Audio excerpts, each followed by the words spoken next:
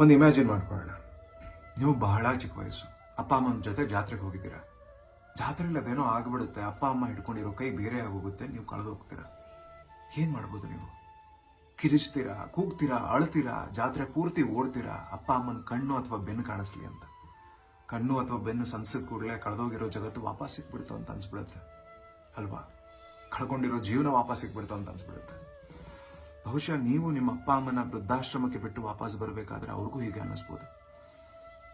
ಯಾಕಂದ್ರೆ ವಯಸ್ಸಾಗ್ತಾ ಆಗ್ತಾ ವಾಪಸ್ ಅವರೆಲ್ಲ ಮಕ್ಕಳೇನೆ. ವ್ಯತ್ಯಾಸ ಏನಪ್ಪಾ ಅಂತಂದ್ರೆ, ನಿಮಗೋಸ್ಕರ ನಡೆದು ಸವದಿರೋ ಕಾಲು, ಬಗ್ಗಿರೋ ಬೆನ್ನು ಜೋರಾಗಿ ಓಡೋಕ್ಕಾಗೋದಿಲ್ಲ. ಸೊಸೈಟಿ ಏನ್ ಅನ್ಕೊಳ್ಳುತ್ತಪ್ಪ ಅಂತ ಅನ್ಕೊಳ್ಳೋ ಮನಸ್ಸು ಜೋರಾಗಿ ಅಳೋದಿಲ್ಲ, ಕೂಗೋದಿಲ್ಲ ಅಷ್ಟೇ. ಹೇಳ್ತಾರೆ, ಕುರುಡಂಗೆ ಕಣ್ಣು ಅಂತ ಬಂದಾಗ ಮೊದಲು ಎಸೆಯೋದೆ ಅವನ ಜೀವನ ಪೂರ್ತಿ ಜೊತೆಯಾಗಿದ್ದ ಕೋಲ್ನ ಅಂತ. ನೀವು ಕೇಳ್ಬೋದು, ಕೋಲ್ನ ಇಟ್ಕೊಂಡು ಕಣ್ಣು ಬಂದ್ಮೇಲೆ ಏನ್ ಮಾಡೋದು ಅಂತ. ಕೇಳಬೇಕಾಗತ್ತೆ.